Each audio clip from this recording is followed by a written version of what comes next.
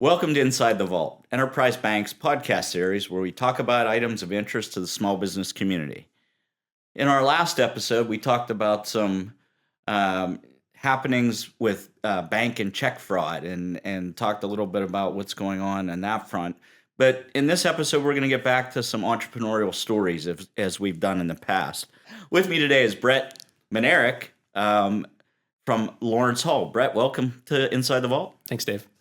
So to set the stage for our viewers and listeners, Brett and his wife Phoebe recently opened up after a long development period, which we'll talk about in a second, a new food hall concept in the Lawrenceville area of Pittsburgh, known as Lawrence Hall. So it's always best to start at the beginning. So let's talk about, before we talk about the facility and the business and all the offerings that viewers and listeners can take advantage of.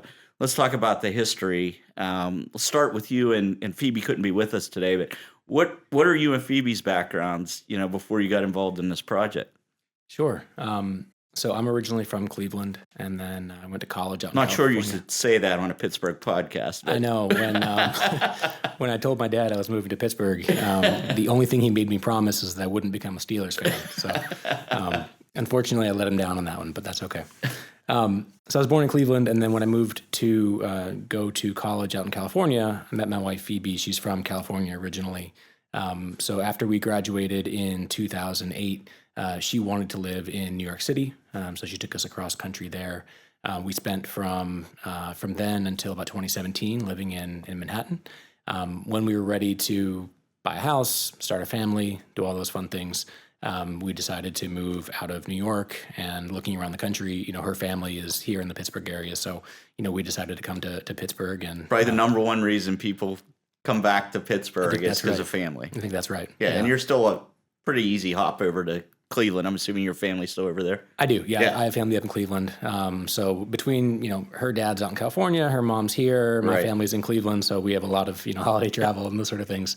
Right. But it's good. So what types of business experiences have you and Phoebe had Sure. before we talk about the new project? Sure. So both of our, careers and experiences were more on the corporate side. So Phoebe was always in marketing and advertising. So she brings a very kind of creative element to it, very, talented eye for design and aesthetics. That's really where her passion lies. And so I have none of those skill sets. And so it's a really nice complement to my skill set, which is more on kind of the finance and the business elements. In my corporate life, I've always been involved in investment finance. Primarily on the research and advisory side, so not investing money directly, but helping originally other people invest. Helping other people invest, whether they're individuals or institutions. Yeah. So you have a unique kind of distinction as being one of our long-term new business clients. So this has been a marathon for you. But before we talk about that marathon, what gave you the idea to open a food hall? It's a funny question. When we've tried to look back and figure out where the idea came from, neither Phoebe or I can really remember kind of the origin of the spark. I know it was before we were about to leave the country for a vacation. We just moved from New York City, so it was late 2017, and we saw the building for sale. We had gone for coffee at La Gourmandine, phenomenal French bakery just down the street from the eventual Lawrence Hall site. And we saw the warehouse for sale, and we've always had entrepreneurial spirit, interest, been looking around. One of the challenges living in New York City before that is the barriers to entry, the overhead are incredibly onerous, and so unless you're doing something tech or app or information related, doing anything in the real world has a high barrier to entry. So didn't really feel possible. One of the allures of living in a place like Pittsburgh was it felt like things were more accessible, more open, easier to start a business from the ground up. So we saw this building for sale, and we started kicking around ideas of what we could do with it. We also thought it'd be gone by the time we got back from our trip. So we sort of made a promise to ourselves that if it was still available when we got back, that we would look into it further. So it was. We scheduled a walkthrough, saw the bones of the space, which what's the history of the building? Sure. So from what we can tell, Earliest uses as a theater, there's references to it being Park Theater in the early 1910s, 1920s. The address itself has ties to a laundromat back in the early 1890s, and so I believe it was the same structure, but I'm not sure if it was or Right. not. It's hard to tell. We know it was the current building as of 1910, 1920. In 1921, it was being renovated for use from a live action theater, so think vaudeville acts, ballet, singing performances, to a motion picture theater. As the renovations were undergoing, they were behind schedule. They were the day before the grand opening. They still had to dry a bunch of the plaster and paint on the inside, and so they lit fires and left fires burning overnight to dry the interior. Turns out that was a bad move. The structure caught fire, basically destroyed the interior decor, and that scrapped its use as entertainment and theater. From there, I think it became a Chrysler dealership in the late 1920s, and then automotive sales and service from the 40s through the 60s or 70s. It was Specs Garage for a long time in Lawrenceville, kind of a Lawrenceville institution. And then the previous owner used it as the basis of his construction business, beginning in the 70s and 80s. And then when we found it, it was effectively, an old construction base, so it was full of trucks and wheelbarrows and, sundry equipment. Yeah. So I'm going to ask you a question. You're going to wonder why I'm asking you, but I'm asking it for those viewers and listeners that don't know Pittsburgh Sure. well. But why Lawrenceville? And, for those that are local to our area or that area, know that that is the, I don't even want to say up and coming anymore. It's already been well established. It's kind of an entertainment and dining kind of mecca for the Pittsburgh area. I think that's right. Yeah. When we were moving from New York, obviously coming into Pittsburgh, what attracted us to Lawrenceville was the walkability, being able to get into coffee shops, restaurants, have a place to go during the weekend or after work, and really feel that sense of community and not have to hop in the car to drive somewhere. And so Lawrenceville really brings that walkability and that sense of close community. Yeah. So how about the concept specifically of a food hall, which we've had a couple of similar type operations in Pittsburgh, but I've been in other parts of the country and I've seen these things explode. Yep. So had we. Okay. We had seen them in operation around the country. We like to travel a Yeah. lot. So we'd seen several great examples and really liked the concept. Fundamentally, it kind of brings a number of things that are attractive as just a restaurant goer. If you're going with a group of friends, you don't have to decide in advance who wants what. You can get there and then decide, if someone wants burgers or someone wants pasta, you can go to a different place. Coming to it from a business ownership standpoint, there's a lot of elegant facets to the business that are really attractive. So as the food hall owner, we get to have tenants who are in the food business, which is a challenging business, but we're not directly in the food business. So we're a bit insulated and protected from that. We're also not experts in the food business. And so we didn't want to hold ourselves out as being those experts. So we can happily have, our tenants who are experts and who can develop a great menu and offer a great product and compete in that industry. And we are effectively kind of their landlord. We also get to operate the bar business, which is, high in revenue, high margin, and a fairly low overhead. And the idea is that by offering the combined space, there's a number of operational efficiencies. So the restaurant tenants benefit from not having to worry about the common areas. So we manage all those things. We provide adequate, back of house walk-in space and storage space and dishwashing, and we take care of all the service, and we take care of, general maintenance of the facility. We pay all the utilities, we pay real estate taxes, all those fun things. They get to focus on just making and selling food. So both as a consumer and as kind of a business owner, there were a lot of attractive aspects to the model. So let's talk about the marathon. Sure. So let's walk through how this project we just talked about, where the concept came from, and generically how it's set up. But where did you start? And what were some of the obstacles along the way? And Sure. to give everybody kind of a clue, a testament to Brett and Phoebe's resilience and determination to make this project work. They dealt with a lot of obstacles and time delays and hurdles. So I'll let you take it from there. Sure. So we started this in, early 2018, and we opened in 2024. But it's funny that you mentioned kind of the marathon analogy, because I actually picked up running just to deal with the stress of this project. I think before 2019, I don't think I'd ever run 3 miles. And then by 2020, I was doing a marathon a week. to start 2020. So that kind of shows you the amount of stress that we were under and working with. So let's see. So 2018, we started with our first zoning application. And so going into this, we knew we were going to have to change the use of the building. It was zoned commercial. The local neighborhood commercial zone that we're in requires that if there is a change in use from industrial or commercial into food service and hospitality, you have to go before the zoning board. Additionally, there are a number of requirements per the zoning code that you have to provide as kind of standard operating procedure for a business of that nature. So one of them is parking requirements. Because of the nature of the building itself, it's a lot line parcel, so there's no other space on the parcel itself for surface parking. So we knew that if we were going to pursue zoning approval, we'd have to seek a special exception to the zoning requirements or a variance to the zoning requirements in order to operate the business.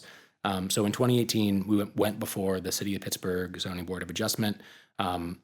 We actually needed 14 spaces. At the time, we thought we needed 23. There was an error in how the calculations were performed, but we actually needed 14 spaces. We were offering 0. So to make up for that shortfall, we had an entire kind of parking mitigation strategy. We were offering what's called an alternative access and parking plan, which was a host of features. It was subsidized public transit for our employees. It was discount programs for employees who bike to work or walk to work. Compensation programs for those employees, but discount programs for customers who use rideshare to get to us or who bike to get to us, things like that. So we were offering kind of a host of different services. We had attempted to lease offsite spaces to enter into a sub-agreement with someone around us who had surface parking for one reason or another. None of them ended up working out. Anyway, we went before the city, the zoning board, and they approved us. So they recognized what I think most people recognized, which was the use case as a food hall was superior to both the current condition or any alternative use cases, which, if you're going to bring parking, would require demolition of the structure. Because again, parking isn't one of those things that you can just make appear out of thin air. If you're doing it on the surface, you have to either take down a structure, remove a green space, or you have to dig underground or build above ground, which are both prohibitively expensive. Right. So the zoning board recognized that this was a superior use case, and so we were within the zoning process to apply for these variances and special exceptions, and we received them. However, two parties, one was a residential neighbor and one was a commercial neighbor, decided to appeal that approval process on the grounds that they disagreed with the zoning board granting our zoning. Instead of, so that went before the county judge, who ended up overturning our zoning approval. So that took about 6 months. So that took us from early 2018 into kind of late 2018. Instead of appealing the county judge's decision at that point, there was a parking lot that was actually for sale about 900 feet away. And so we jumped on that and purchased it. Went through the process there. That took about 5 or 6 months. Purchasing this offsite lot, it's a small parcel, but it was able to add 7 surface spaces. We had explored alternate ways to add additional parking, building above ground, but ultimately the community wasn't going to support those initiatives, so we abandoned that and just stuck to the 7. We also changed our build out to reduce the demand that we were asking. So originally we needed 14. We reduced the scope. We got rid of things like our mezzanine, which reduced our square footage, and all these requirements are square footage based. So we were able to come back to the zoning board needing 11 spaces and having 7. So we only had a 4 parking space shortfall. We still brought all of the same, parking mitigation strategies and initiatives that we had the first time around. And again, we were approved.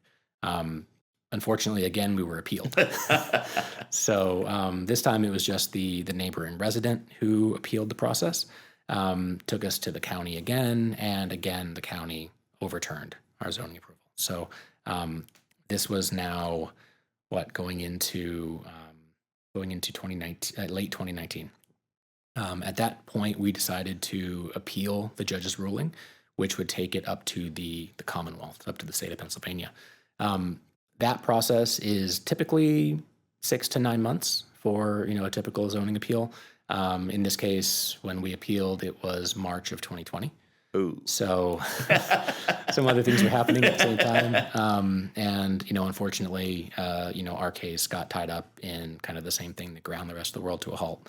So that process ended up taking from March of 2020 ultimately until March 2022 before we received resolution in that case and we won. So effectively, it still blows my mind. The same panel of judges that heard 2020 election dispute cases involving Trump and Biden heard our little 4 parking space shortfall variance case. So it's kind of wild in that case, but they sided resoundingly in our favor, kind of slapped down the county judge, and our zoning approval was reinstated in early 2022.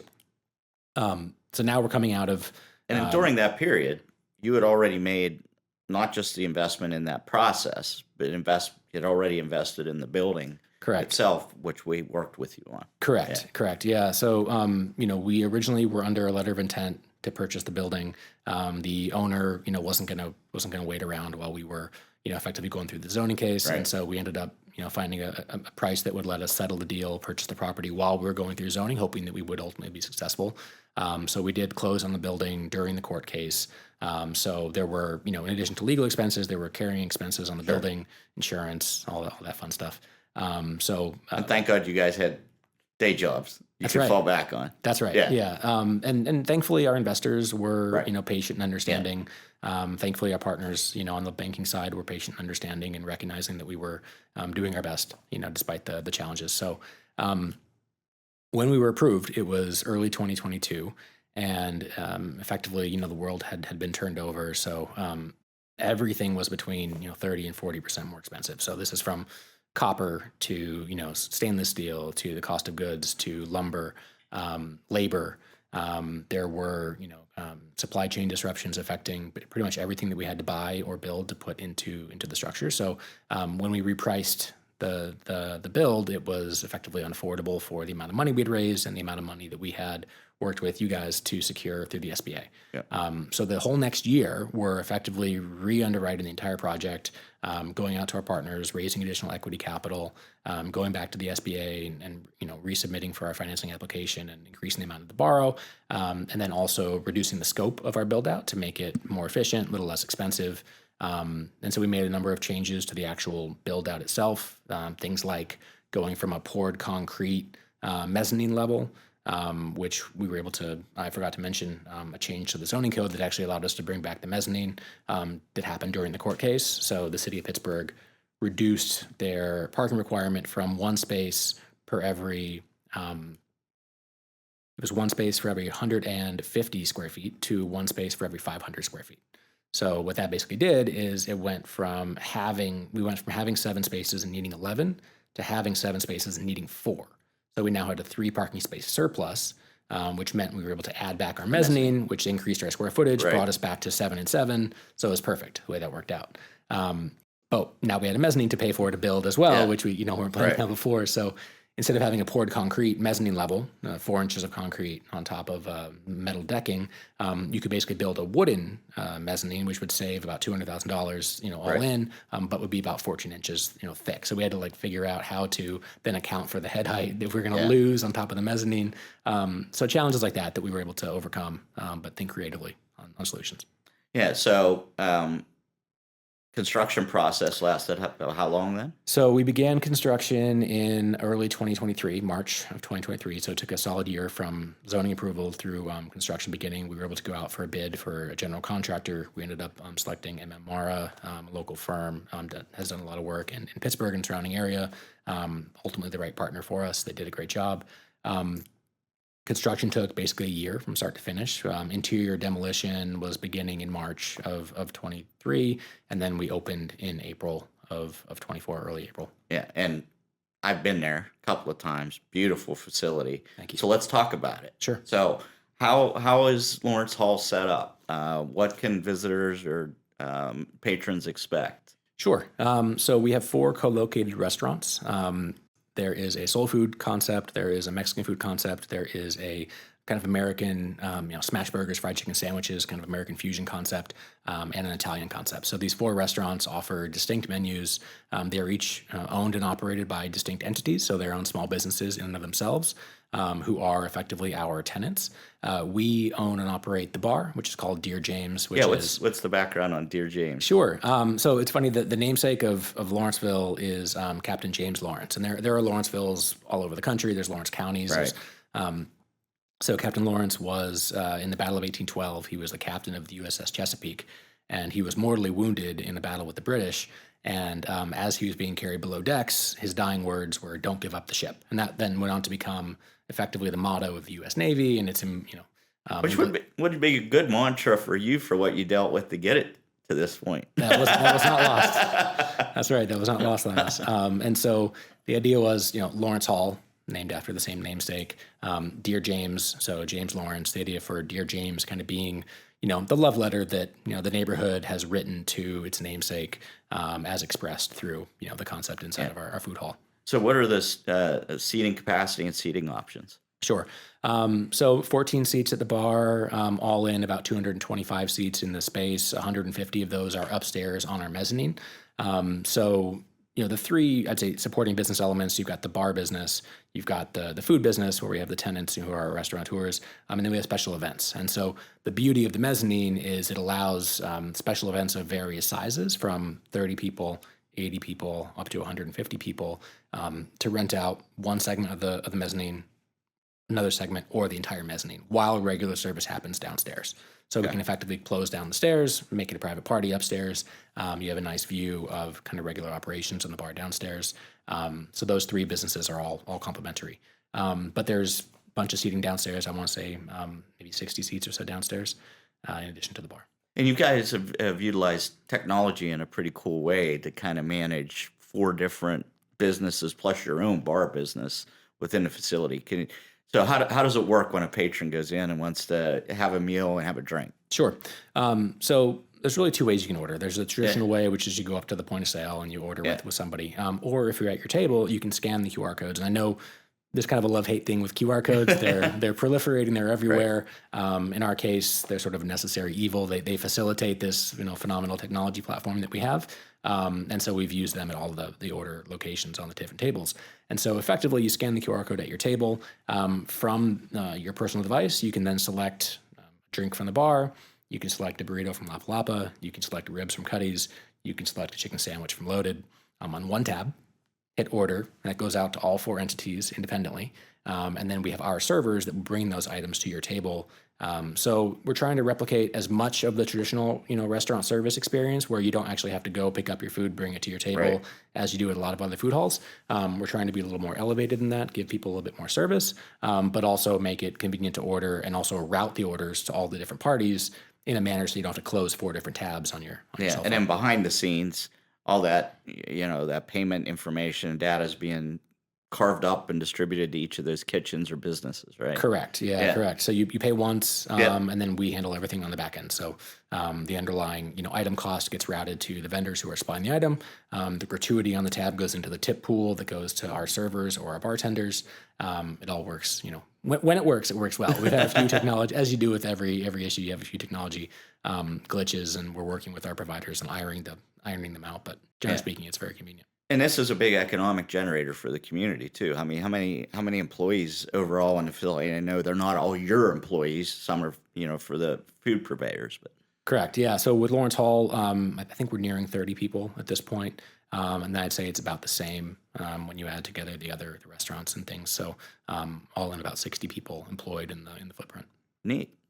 So I know when you open, you were slammed. I know I sent a couple of friends say you got to go check this place out, and they're like, couldn't get in. Yeah, those first few weeks were intense. Obviously, with the struggles that we had gone through, we had gotten a lot of community support. Right. That was actually one of the things that kept us going. Throughout COVID and throughout kind of the zoning delays was the spontaneous outreach that we'd get from people who would hear about us, read one of the articles about us, send an email, send a text. So we would get spontaneous outpourings of, keep going, we're pulling for you guys, we're really excited for this in the neighborhood. And all of that builds over 6 years. And then you get, well over capacity and people trying to get in. And so those first few weeks, probably the time when we could have used it to be a little slower. It was as busy as it could be. No soft openings. No. And, you know, we had things like our microphone system go down when we have to make a public announcement to the whole group. And so effectively it's, you know, turning the music off and shouting over a 6,000 foot facility, which doesn't work very well. Yeah. All sorts of fun stuff like that, growing pains. So, you know, this is giving you quite a spectrum of skills in terms of running business. You're running a real estate business with tenants. You're running a bar business. You know, you've got personnel to deal with. Would have been, you know, the biggest challenges. You talked about some of them at opening, but what's been the eye openers for you, Brett? Um, I'd say, you know, balancing the competing interests and the multiple priorities that you have at any one time. So, you know, one thing that has been a good problem to have, but we get such a strong inbound request for special events that we're finding a lot of them are coming in on, you know, a Friday night or when you have a Saturday night, and we simply can't accommodate on a busy Saturday night to have 150 people come in for a special event. And so having to prioritize and balance kind of two good problems at the same time was something that we didn't really expect. I think, you know, with any business, getting the right people in is always a challenge. And it just takes time to accrue the right people. And so, you know, whenever you hire, you know, 10 people, the expectation is, or our experience has been that a few weeks later, you're going to have 6 of them, right? Yeah. Or 4 of them. So then out of the next 10 you hire, a few weeks later, you're going to have 6 or 4 of them. So, you know, it basically takes 2 or 3 hiring cycles to get to the original 10 that you thought you were going to have on staff for the long term. And so those are challenging weeks and months as you're going through a lot of the high turnover and trying to find those right people. You're spending a lot of money training, a lot of time training, and ultimately those people just walk out the door. So, but we're extremely happy with the team that we have currently. We have a lot of phenomenal people who I think are going to be, you know, long-term. So you're operating the bar business directly as the owner. Tell us about the bar and the drink programs Sure. that you have. I noticed that a couple times I've been on a real heavy focus on local. Correct. Yeah, Yeah. exactly. So, you know, being that the namesake is kind of Lawrenceville, Dear James, we wanted to focus on local offerings. So, on the beer side, we have 12 beers on draft, and every single beer is a Pittsburgh beer. So obviously, if you want something, you want a Modelo or a Corona to go with a burrito, you know, we have things that are available in can or bottle. Right. But everything else is local Pittsburgh craft, or, you know, cider, things that not just necessarily craft beer, but they're all local offerings on our draft lines. And then the cocktail program is fairly robust. So it's broken up into sort of classics and modern twists on classics. We also have a program for a lot of our kind of lead bartenders and senior folks to submit, you know, their preferred cocktails or new ideas they have. And are you using all local spirits for that, or every? so we use a lot of local spirits where we Okay. can. So PA Libations is Yeah. one of our larger suppliers as well. But maybe the margarita is probably one that we, you know, is probably one of the more frequently ordered ones. It's been really popular. But generally speaking, the cocktail list itself is really good. I think, you know, one of the innovations in terms of how cocktails are presented, you know, we're trying to bring a little bit of a classier element Right. to things. All of our cocktails are served in a shaker. So, you know, chilled glass carried on a tray with a small shaker. So it's actually poured at the table, which not only operationally, or, you know, aesthetically for the guests is a better experience, but operationally it actually helps because now you've got your server carrying a tray. Instead of having a cocktail served up that's very top heavy, you've got an empty glass and a shaker, which is more equally balanced. So traversing the stairs or traveling through the busy space, it's actually easier to get around. So it was both an operational fix and you know, a service upgrade. Yeah, and that, I mean, just in talking to my friends, and even in visiting some of the other food halls that I've been in other parts of the country, you guys are taking it to a higher level in terms of the service. I mean, you mentioned servers bring the food to the table. You know, the cocktails are presented very well. When I talked food hall to some of my friends when you first opened up, they're like thinking cafeteria. Mm-hmm. You know, it's just a whole different concept. It's kind of a mix between just a regular sit down restaurant and a food hall. That's right. Yeah. Whenever people use the word cafeteria or food court, hurts my heart a little bit. Not gonna lie. Yeah. So what we're going for is, you know, up here you have your typical, you know, not even fine dining, but, you know, a nice restaurant, where you expect to have good service. You're going out for a date night, Right. something like that. Here you might have your typical food hall. Here's your kind of cafeteria, Right. food court, right? Right. Well, your food hall is kind of here. We're trying to be somewhere between food hall and a nice sit down restaurant. Bringing a little bit more focus on service. Higher end food. Higher end food. Yeah. Correct. Also just recognizing kind of the neighborhood that we're in. A kind of like single service concept wasn't going to work for any of our, restaurant tenants that were coming in. So, we had a number of applicants who were, this one guy who comes to mind who had a phenomenal dumpling concept, but it was just dumplings. Yeah. And that wasn't going to work because we needed it to be, a full You want anybody's restaurant taste to be style. served at the facility. Exactly. Yeah. But a full restaurant style Yeah. menu for each of these, for Right. each of the vendors. So things like that we're trying to be more than a typical food court. And you see that also even with, our water stations. So we have both still and sparkling water kind of on tap. But our servers are meant to bring that to your table. So obviously if they're busy or at peak volume, they might not be able to do as many table touches, but you are able to get your own water, your own share plates, your own utensils, but you're not required to if we have the time to serve the table. Yeah, so it is a very unique experience. I think everybody needs to check out. How do people learn more about Lawrence Hall? Sure. Location, website, social media, all Yep, that. you can follow us. We're on Instagram at Lawrence Hall PGH. We also have a website, lawrencehallpgh.com.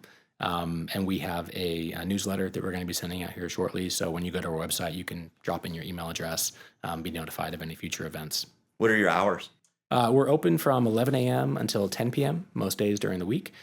Fridays and Saturdays, we're open later until So 11 or both 12. lunch and dinner. Correct. Yeah. Okay. So before we wrap up here, let's talk about our relationship, meaning Lawrence Hall and Enterprise Bank. So some of our viewers and listeners have heard me talk about, some of the beneficial types of programs that we use beyond a traditional bank financing. So in your case, you mentioned SBA. We used a program called the SBA 504 program, which I'm a big proponent of. It allows business owners that are real estate oriented business owners to get, below market interest rates on a portion of their financing and, in some cases, lower equity requirements. So how's your experience been working, not just with the bank, but when we use the 504, we bring in partner organizations, in this case, regional development funding? Yeah. I would say our experience was, near universally positive with all of our lending partners and financing partners. Which is amazing for a 4-year haul. It is. Yeah. To be honest, I'm surprised that, maybe not surprised, but I'm fortunate and blessed that you guys were able to stick with us and kind of have the confidence in the concept and the team the entire time that you did. So, so Becky at RDFC was phenomenal. Eric at Progress Fund. That's right. I forgot the Progress Fund was one of your involved too. partners. This is one of our other partners. That's right. And then your team, obviously, Jody. I know Dave, you were involved in our deal quite closely. So it was great. I think one of the things that I was proud of and that I really put a lot of effort into was just keeping communication open, being very transparent, letting you know all the various updates, maybe too many updates at times that we were going through on the zoning front. But as difficult as the process was on your end, you made it as easy as a difficult project can be for us because of your financial background. That was, one of the things that we see lacking in a lot of circumstances is people are very good technically, but they don't understand finance. You came from the finance background and have learned the technical side of food service. Yeah, so I was happy to be able to bring those skills and put them to use for the project. And you started working with the SBA. I thought overall it went very smoothly. We used both the 504 program and the 7A program. And then, we faced a few challenges. I know with, whenever you're involving the SBA, they have their own kind of underwriting standards and requirements.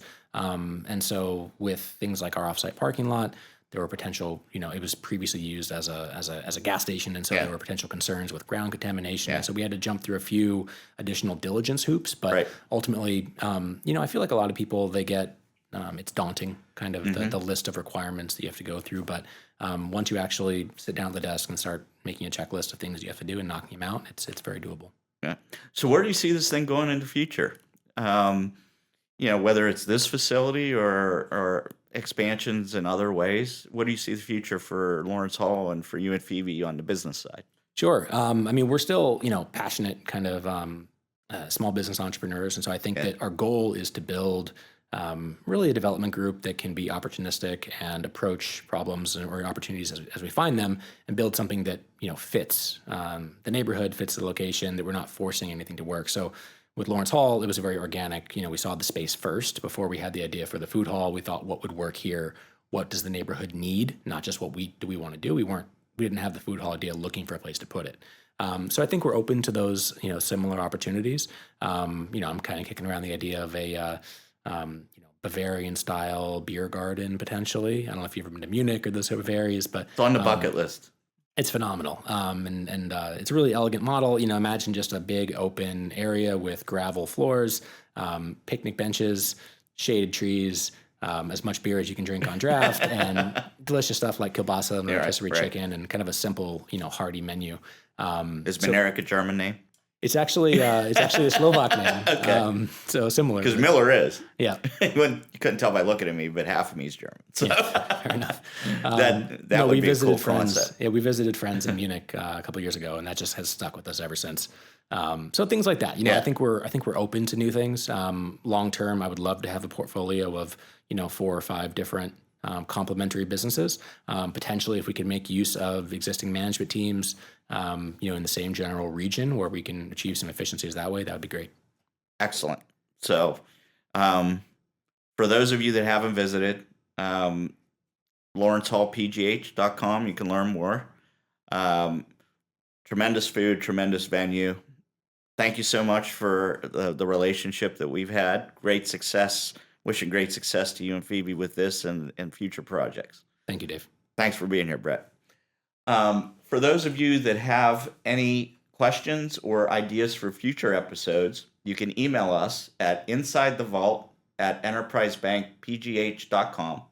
You can check us out on all the major podcast platforms in audio format and in video format on YouTube. Thank you very much for watching or listening.